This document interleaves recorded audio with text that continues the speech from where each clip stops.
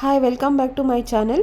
ನಾನು ಇವತ್ತೊಂದು ಸ್ಪೆಷಲ್ಲಾಗಿ ಒಂದು ಡಿಫ್ರೆಂಟಾಗಿ ಮೆಣಸಿನ್ಕಾಯಿ ಬಜ್ಜಿ ಹೇಗೆ ಮಾಡೋದು ಅಂತ ತೋರಿಸ್ತಾ ಇದ್ದೀನಿ. ಅದಕ್ಕೆ ನಾನು ಉದ್ದದ ಮೆಣಸಿನ್ಕಾಯಿ ತೊಗೊಂಡಿದ್ದೀನಿ, ಮತ್ತು ಖಾರಕ್ಕೆ ಒಂದು ಸ್ವಲ್ಪ ಖಾರದ ಪುಡಿ, ಮತ್ತು ಕ್ಯಾರೆಟು, ಈರುಳ್ಳಿ, ರುಚಿಗೆ ತಕ್ಕಷ್ಟು ಉಪ್ಪು ತೊಗೊಂಡಿದ್ದೀನಿ. ಜಸ್ಟ್ ಇಷ್ಟೇ ಇಂಗ್ರೀಡಿಯೆಂಟ್ಸ್ ತೊಗೊಂಡು ಒಂದು ಡಿಫ್ರೆಂಟಾಗಿ ಮಾಡ್ತಾಯಿದ್ದೀನಿ, ಒಂದು ತುಂಬ ಟೇಸ್ಟಿಯಾಗಿ ಮಾಡ್ತಾಯಿದ್ದೀನಿ. ಸೊ ಅದಕ್ಕೆ ನಾನು ಏನು ಮಾಡ್ತಾಯಿದ್ದೀನಿ ಅಂತ ಹೇಳಿದ್ರೆ, ಫಸ್ಟು ಕಡಲೆ ಹಿಟ್ಟು ತೊಗೊಳ್ತಾ ಇದ್ದೀನಿ.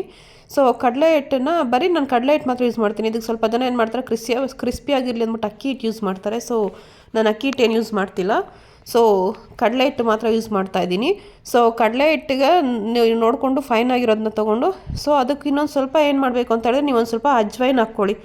ಯಾಕೆ ಅಂತ ಹೇಳಿದ್ರೆ, ನೀವು ಬಜ್ಜಿ ಮಾಡುವಾಗ ಅಥವಾ ಬೋಂಡ ಮಾಡುವಾಗ, ಬೋಂಡಾಗಿಂತ ಜಾಸ್ತಿ ಬಜ್ಜಿಗೆ ಅಜ್ವೈನ್ ಎಷ್ಟು ಹಾಕ್ತಿರೋ ಅಷ್ಟು ನಿಮಗೆ ಡೈಜೆಷನ್ ಚೆನ್ನಾಗಾಗುತ್ತೆ. ಒಂದು ಸ್ವಲ್ಪ ಮೇಲಿಂದ ಮೇಲೆ ಉರಿ ಅನಿಸೋದಿಲ್ಲ. ಸೊ ಅದಕ್ಕೋಸ್ಕರ ಸ್ವಲ್ಪ ಅಜ್ವೈನು, ರುಚಿಗೆ ತಕ್ಕಷ್ಟು ಉಪ್ಪು. ನಾನು ಸೋಡಾ ಯೂಸ್ ಮಾಡ್ತಾಯಿಲ್ಲ, ನಾನು ಯಾಕಂದರೆ ತುಂಬ ಸೋಡಾ ಹೆಲ್ತಿಗೆ ಅಷ್ಟೊಂದು ಒಳ್ಳೆಯದಿಲ್ಲ, ಅದಕ್ಕೋಸ್ಕರ ನಾನು ಸೋಡಾ ಯೂಸ್ ಮಾಡ್ತಿಲ್ಲ. ಜಸ್ಟ್ ಇಷ್ಟು ಮಾತ್ರ ಹಾಕ್ಕೊಂಡು ಒಂದು ಸ್ವಲ್ಪ ನೀಟಾಗಿ, ಹಾಗೇನೆ ನೀರೇನು ಹಾಕದೆ ಒಂದು ಸ್ವಲ್ಪ ನೀಟಾಗಿ ಮಿಕ್ಸ್ ಆಗೋ ಥರ ಮಿಕ್ಸ್ ಮಾಡ್ಕೊಳ್ಳಿ.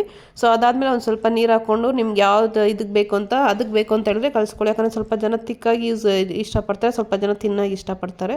ಸೊ ನಾನು ಮೀಡಿಯಮ್ಮಾಗಿ ಕಲಿಸ್ಕೊಂಡಿದ್ದೀನಿ. ಸೊ ಇದಕ್ಕೆ ajwain is very important. So ಅದಾದಮೇಲೆ ಏನು ಮಾಡಬೇಕು, ಈರುಳ್ಳಿ ಮತ್ತು ಕ್ಯಾರೆಟ್ನ ತೊಳ್ಕೊಂಡು ಸಿಪ್ಪೆ ತೆಗೆದ್ಬಿಟ್ಟು ಕ್ಯಾರೆಟ್ನ ನೀಟಾಗಿ ಸಣ್ಣದಾಗಿ ಹಚ್ಕೊಳ್ಬೇಕು. ಮತ್ತು ಅದಾದಮೇಲೆ ಈರುಳ್ಳಿನ ಸಣ್ಣದಾಗಿ ಕಟ್ ಮಾಡಬೇಕು, ತುಂಬ ಸಣ್ಣದಾಗಿ ಕಟ್ ಮಾಡಬೇಕು, ದಪ್ಪ ಆಗೋದು ಬೇಡ. ಸೊ ಅದಾದಮೇಲೆ ಅದಕ್ಕೊಂದು ಸ್ವಲ್ಪ ರುಚಿಗೆ ತಕ್ಕಷ್ಟು ಉಪ್ಪು, ಒಂದು ಸ್ವಲ್ಪ ಖಾರದ ಪುಡಿ ಹಾಕ್ಕೊಳ್ಳಿ. ಯಾಕಂದರೆ ನಾವು ಆಲ್ರೆಡಿ ಮೆಣಸಿನ್ಕಾಯಿ ತೊಗೊಂಡಿರೋದ್ರಿಂದ ಮೆಣಸಿನ್ಕಾಯಲ್ಲಿ ಒಂದೊಂದು ಕಾಯಲ್ಲಿ ತುಂಬ ಖಾರ ಇರುತ್ತೆ, ಒಂದೊಂದು ಖಾರ ಇರೋದಿಲ್ಲ. ಸೊ ಅದಕ್ಕೋಸ್ಕರ ಮೀಡಿಯಮ್ಮಾಗಿ ನೋಡಿಕೊಂಡು ಉಪ್ಪು ಮತ್ತು ಖಾರ ಹಾಕ್ಕೊಂಡು ನೀಟಾಗಿ ಅದನ್ನು ಮಿಕ್ಸ್ ಮಾಡ್ಕೊಳ್ಳಿ. ಏನನ್ನ ಈರುಳ್ಳಿ ಮತ್ತು ಕ್ಯಾರೆಟ್ನ ನೀಟಾಗಿ ಮಿಕ್ಸ್ ಮಾಡ್ಕೋಬೇಕು. ಅದನ್ನು ಎರಡನ್ನೂ ಮಿಕ್ಸ್ ಮಾಡಿಕೊಂಡು, ಮತ್ತು ಖಾರದ ಪುಡಿ ಮಾತ್ರ ತುಂಬ ಹುಷಾರಾಗಿ ಹಾಕಬೇಕು. ಸೊ ನೋಡಿಕೊಂಡು ನೀಟಾಗಿ ಮಿಕ್ಸ್ ಮಾಡ್ಕೊಳ್ಳಿ.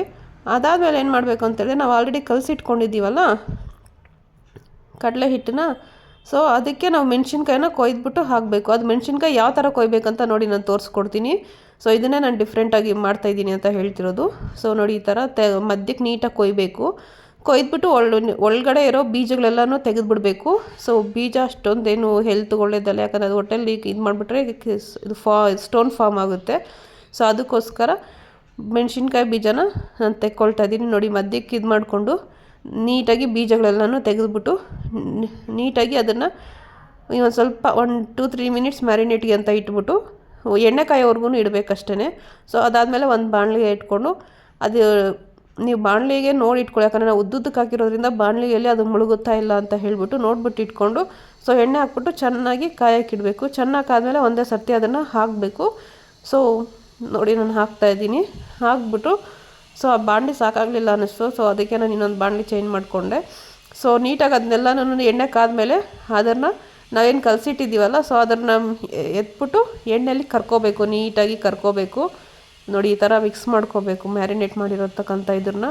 ಸೊ ಮಿಕ್ಸ್ ಮಾಡಿಕೊಂಡು ನೀಟಾಗಿ ಎಣ್ಣೆಯಲ್ಲಿ ಕರ್ಕೊಳ್ಳಿ. ಅದು ಸಣ್ಣ ಉರಿಯಲ್ಲೇ ಕರ್ಕೊಳ್ಳಿ, ಯಾಕಂದರೆ ಅದು ಜಾಸ್ತಿ ಇದಾಗ್ಬಿಟ್ರೆ ಕಪ್ಪಗಾಗ್ಬಿಡುತ್ತೆ, ಚೆನ್ನಾಗಿರೋದಿಲ್ಲ. ಸೊ ಸಣ್ಣ ಉರಿಯಲ್ಲಿ ಕರ್ಕೊಂಡ್ರೆ ತುಂಬ ಚೆನ್ನಾಗಿ ಬರುತ್ತೆ. ಸೊ ನೀವು ಒಂದು ಸತಿ ಟ್ರೈ ಮಾಡಿ. ನಾನು ಯಾಕೆ ಅಂತ ಹೇಳ್ತೀನಿ, ಅದು ಲಾಸ್ಟಲ್ಲಿ ನೋಡ್ತಾ ಇರಿ. ಸೊ ನೋಡಿ ಎಷ್ಟು ಚೆನ್ನಾಗಿ ಬಂದಿದೆ ಅಂತ ಹೇಳಿದ್ರೆ, ವಾವ್! ಈ ಚಳಿಗಾಲಗಂತೂ ಮಾಡಿಸಿದಂಥ ಸ್ನ್ಯಾಕ್ಸು ನೋಡಿ ಎಲ್ಲನೂ ರೆಡಿ ಆಯಿತು. ಸೊ ಇದಕ್ಕೆ ನಾನು ಆಲ್ರೆಡಿ ಮಿಕ್ಸ್ ಮಾಡಿ ಇಟ್ಕೊಂಡಿದ್ದೇನಲ್ಲ ಈರುಳ್ಳಿ ಮತ್ತು ಕ್ಯಾರೆಟು, ನಾನು ಮಧ್ಯದಲ್ಲಿ ಸ್ವಲ್ಪ ಇದು ಮಾಡಿಟ್ಟಿದ್ದೀನಲ್ಲ, ಹೋಲ್ ಮಾಡಿಟ್ಟಿದ್ದೀನಲ್ಲ. ಸೊ ಅದಕ್ಕೆ ನೀಟಾಗಿ ಫಿಲ್ ಮಾಡ್ಕೋಬೇಕು ಇದನ್ನು. ಅದಕ್ಕೆ ನಾನು ಆಲ್ರೆಡಿ ಬೀಜ ಎಲ್ಲ ತೆಗೆದು ಅದನ್ನು ಸ್ವಲ್ಪ ಇದು ಮಾಡಿಟ್ಟಿದ್ದೀನಿ, ಸ್ಪೇಸ್ ಮಾಡಿಟ್ಟಿದ್ದೀನಿ. ಸೊ ಅದಕ್ಕೆ ನಿಮ್ಗೆ ಎಷ್ಟು ಬೇಕೋ ಅಷ್ಟು ಫಿಲ್ ಮಾಡ್ಕೊಳ್ಳಿ. ನಾನು ಸ್ವಲ್ಪ ಕ್ಯಾರೆಟ್ ಜಾಸ್ತಿ ಹಾಕ್ಕೊಂಡಿದ್ದೀನಿ, ಈರುಳ್ಳಿ ಕಡಿಮೆ ಹಾಕ್ಕೊಂಡಿದ್ದೀನಿ. ಯಾಕಂದರೆ ಮೆಣಸಿನ್ಕಾಯಿ ಖಾರ ಇರೋದ್ರಿಂದ, ಈರುಳ್ಳಿ ಖಾರ ಇರೋದ್ರಿಂದ ಕ್ಯಾರೆಟ್ ಸ್ವಲ್ಪ ಜಾಸ್ತಿ ಹಾಕ್ಕೊಂಡಿದ್ದೀನಿ. ನಿಮ್ಗೆ ಯಾವ ಕ್ವಾಂಟಿಟಿಯಲ್ಲಿ ಬೇಕೋ ಆ ಕ್ವಾಂಟಿಟಿಯಲ್ಲಿ ಮಾಡ್ಕೊಳ್ಳಿ. ನೋಡಿ, ಈ ಥರ ಫಿಲ್ ಮಾಡ್ಕೊಳ್ಳಿ. ಫಿಲ್ ಮಾಡಿಕೊಂಡು ಅದನ್ನು ನೀಟಾಗಿ ತಿನ್ನೋಕ್ಕೆ ಸಿದ್ಧವಾಗಿದೆ ಇವಾಗ. ನೋಡಿ, ವಾವ್! ಚಳಿಗಾಲಕ್ಕಂತೂ ಸೂಪರ್ ಸ್ನ್ಯಾಕ್ಸ್ ಇದು.